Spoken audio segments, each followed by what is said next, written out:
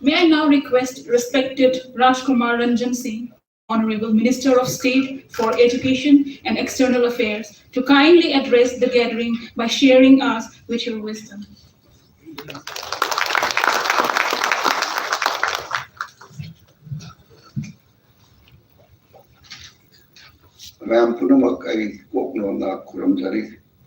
At the very outset, I bow down and salute to the martyrs of the nation and specifically for the state of Manipur. And today is the 32nd Patriot Day observation organized by the Jawaharlal Nehru University Manipuri students, particularly by the 𝐏𝐀𝐓𝐑𝐈𝐎𝐍.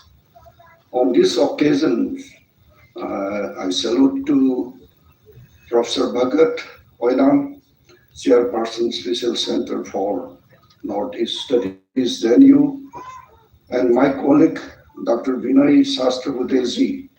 He is also an MP in the Rajya Sabha and President of the Indian Council of Cultural Research for his the meaningful video message, and Dr. Lieutenant General, retired Lieutenant General Dr. Kanchan Himaloy Singh. He's also giving a very insightful and courageous and to engage the new generation for the growth of the country and states. And Shri Balwant Singh Ji, ex-MLA from the government of Jammu and Kashmir and founder of Dogra Kranti Dal. And also Professor Kaushal Kumar Sharma Ji, Dean School of Social Science, and Mr. Umesh Ji, and all the distinguished friends from Manipur and other invitees.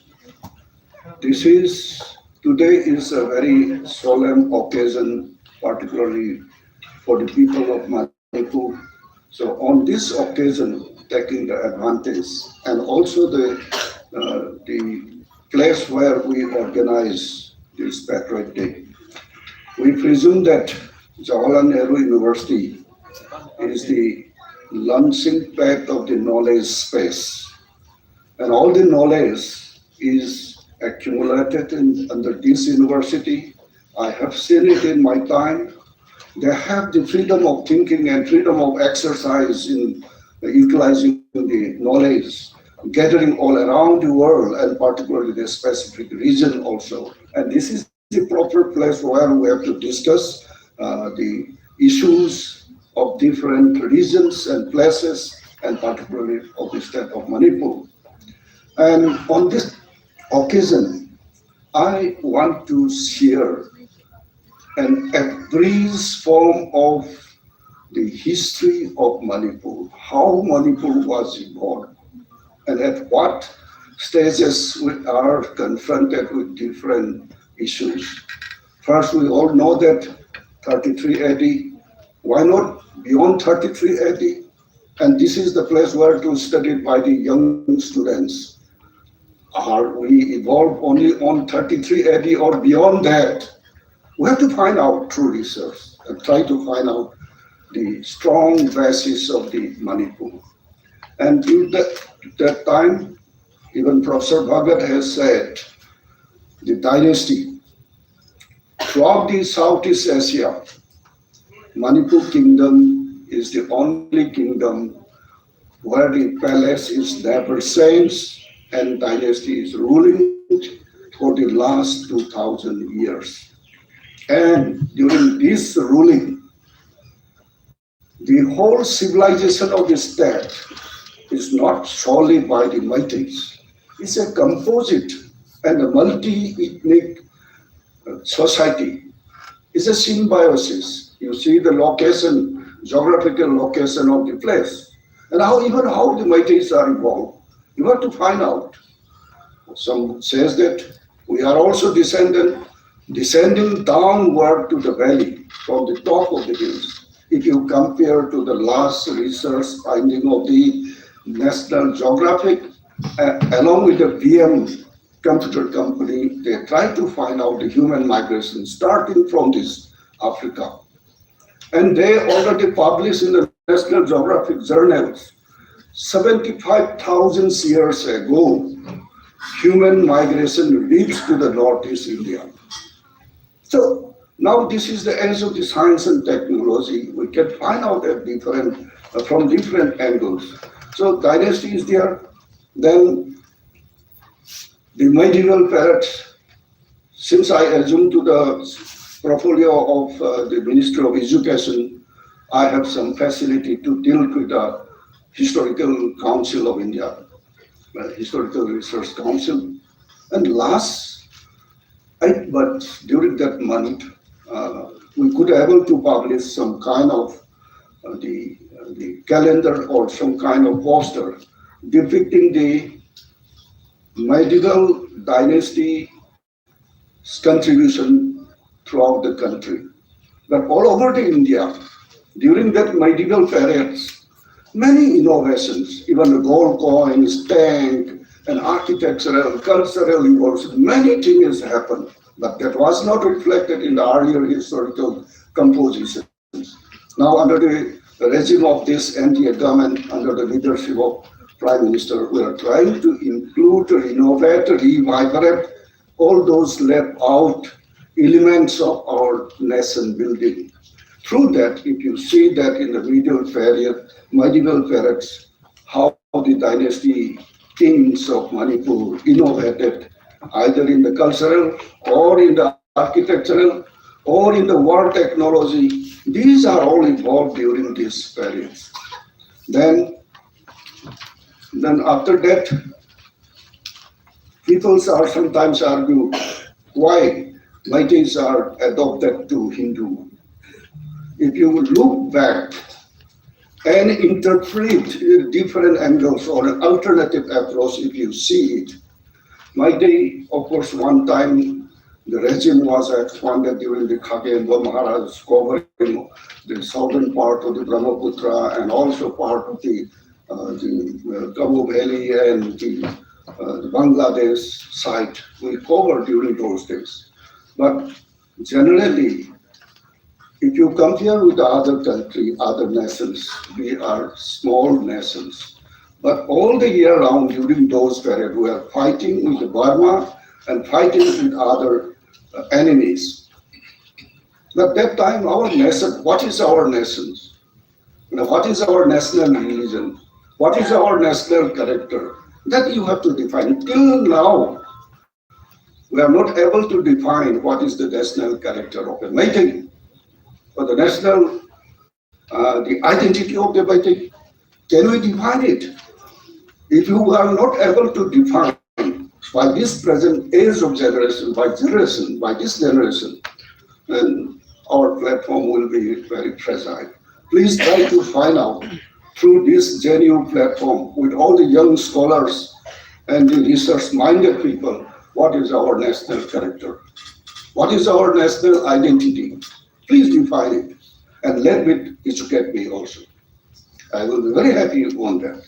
So then we are adopting the Ramanandi, Sanatana Dharma and Hinduism because we want to show our backdrop in the frontal areas of the Eastern world to show that our strength, to accumulate and to form our basis in a wider spectrum. Only that the 10 kings of Manipur adopted Vaishnavite, Ramanandi and Hinduism.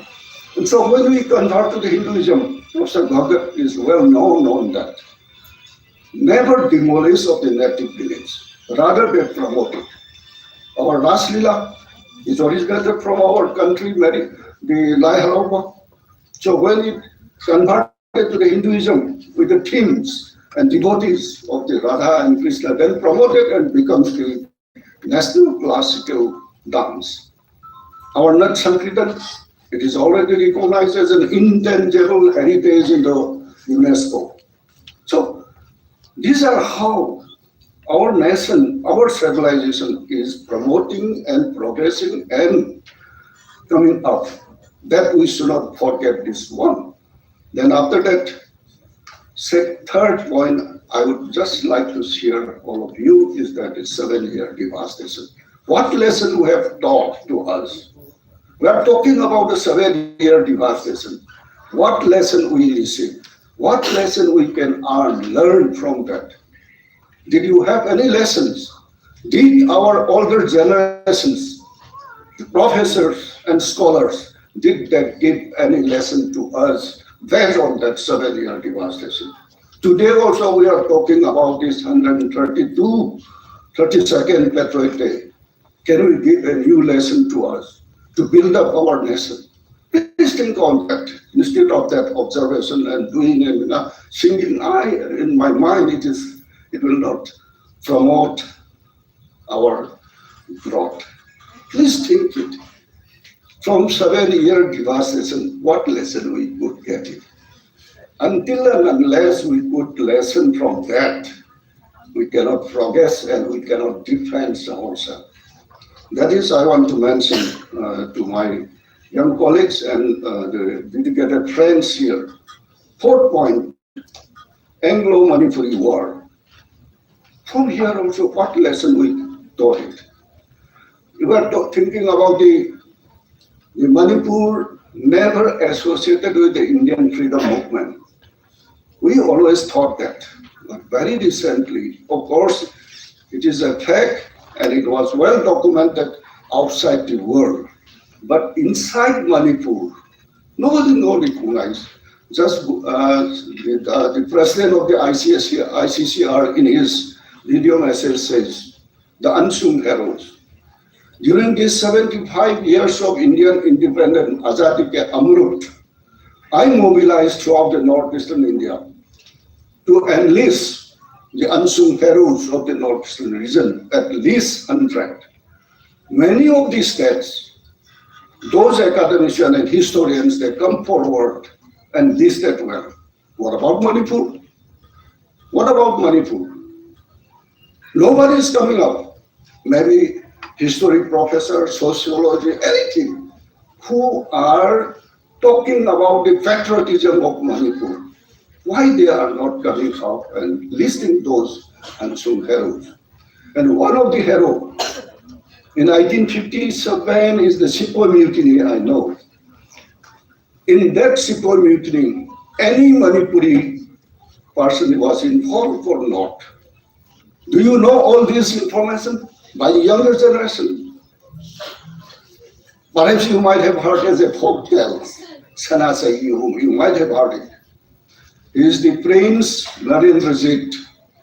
He mobilized the whole Barak Valley, including up to the present Dhaka of Bangladesh, to raise against the British. So, where is our historian to recover and to redocument all these issues the Bengali friends are doing on behalf of Manipur? Where lies our scholar? I'm not criticizing. I'm feeling that, I'm trusting that to get the contribution of our scholars on these issues. When 1891, we know how it was happened. British is a giant. They control all the world, even the Indian subcontinent. Manipur is a small. We cannot escape from that mouth. Even then, we have a alliance with the British in certain sectors. So through that, related with the present crisis, I want to mention one point. We have an alliance, military alliance. We were trained by the Britishers in Chittagong and Sylhet to form Manipur Levy. 500 persons of Manipuri, including some tribals and Muslims, they were trained by the British under the leadership of the Maharaj Gambhir Singh and his nephew Maharaj Narsingh.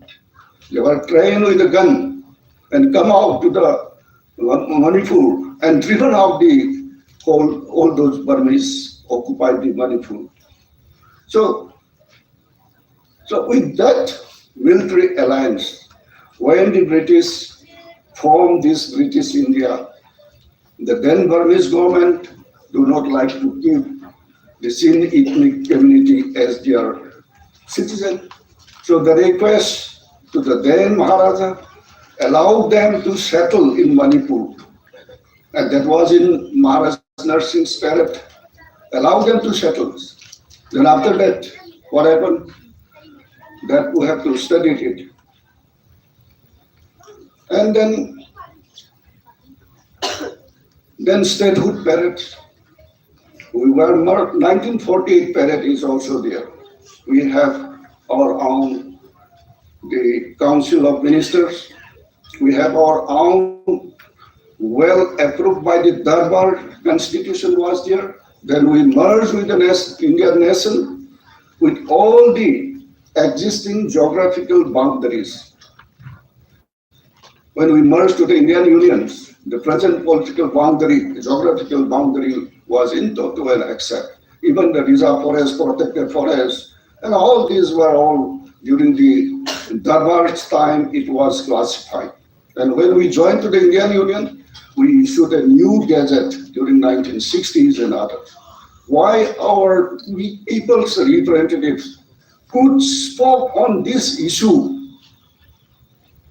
please try to study it, how the Manipur is evolved and how this political evolution is going on. At least the representatives of the peoples of Manipur should learn something. And now, just now also talking about the MLR-LR Act 1960. It's not a defective act, it's a perfect act. In the preamble itself, it says that MLR-LR Act 1960 will be implemented within the territory of the state of Manipur. But how it was disturbed? It was disturbed only in 1972 when Article 371C is implemented and amended in the Indian Constitution. Of course, we may say that it's the hangover of the British rule, the Darbar rule in the hills, the Maharaja rule in the valley, and that kind of thing is that. But still, the Constitution of India in Article 371C is created and Hill Council was formed. Only then, 1960s MLR Act has become conflict. But one logic is that a man is born in this day. Can he challenge that was born, his grandfather was not born in this earth? Will it be a challengeable thing? That we have to think on that. Then sometimes people argue, Schedule number 6. Schedule 6 is demanded by the Hill people. Schedule 6 is for what state? During those days, Assam, Arunachal, Hill District, Nagaland, Lusai Hills, Meghalaya, these are all in the Assam. And for that only article, Schedule 6 was implemented. And that Schedule 6, why? Because Assam is a big land of plain, composition of plain, many hill area. Only for that hill area, Article number 6 is provided. For us, Article number 5, that is the Hill Council. Why? Because in the whole Northeast India, during that historical period of time, there are only 3 states. One is Assam, Manipur, and Tripura. And all these modern states coming up like Arunachal, Nagaland, Meghalaya, and Mizoram, from where they carved out. It is carved out from the Assam. Can they challenge to us now? Those groups who are carved out from the then Assam state, and they are saying that our land is this, our land is this, can they claim it? Why our scholars are not boldly do research on this and have it published on that? Can we do it? Perhaps I would like to humbly request all of you, from on this day onward, on this auspicious of Patriot Day, if you really love your motherland, please do on such kind of research and make a publication so that the Manipur, starting from the ancient till now, we are vibrant. And that has to, we should have the guts, academic guts should be there. So I appeal to all of you to be on this. Then present day, after joining the Council of Ministers under Narendra Modi ji. I have a chance to serve in the external affairs and education. In the external affairs, I assigned to the Southeast Asia along with the Indo-Pacific and other regional cooperations. I met all the countries of the Southeast Asia. I request them to have some kind of direct investment to the Northeast India. Northeast India is one of the rich biodiversity area, and it is the confluence zone of the three mainstream of migration. What is the Indo-Polynesian and the Tibetan and Indian subcontinent? All these species, either human being or religion, all kind of the migrations, three mainstream migration is drifting to Northeast India, and this is the culminating zone. So that's why we have enough resources, enough biodiversity. So seeing all these things, Japan Development Fund, they wanted to share their development to the northeastern state. Manipur, till now, could not get even a single coin, whereas Assam, Meghalaya, Tripura, Sikkim, they enjoyed it. Though I tried to make it popularized in the Northeast India, even the European Commission, the European Community, I brought it in the last month, and sitting was held in Meghalaya. And they also like to help us. And now another agency, another thing which we should think it should not be jumped with the present the crisis. The whole of the northeastern India thought that we are far away from the seas or Bay of Bengal. Recently, under our Prime Minister, Sagarmala and the internal waterways was innovated. Again, we come to know that from Manipur, Bay of Bengal is very close. And in ancient, during the British, they used all these waterways. But now, under this, the regime of Prime Minister, we are activating all those historical waterways to revive it. And Act East policy, perhaps you are discussing today also. Even in the Act East policy, we are providing the platform. The participant are the state government and the people. If we are sitting without empowering ourselves and trying to find out what items should be excelled from this state, that is depend on the people and the government of that particular state, not to the government of India. Government of India is providing the facility and the space. We are ready to help it also. So with this issue, on this occasion, is a land, is a state of multi-ethnicity. That's why the spirit of Manipur should not be changed. The history of Manipur should not be altered. And today also, if we are ready, we can have an oath also. Those groups who are against the spirit of Manipur and those groups who are tempering the history of Manipur should not be allowed that we have to have our oath on this day. Thank you with this few words. Once again,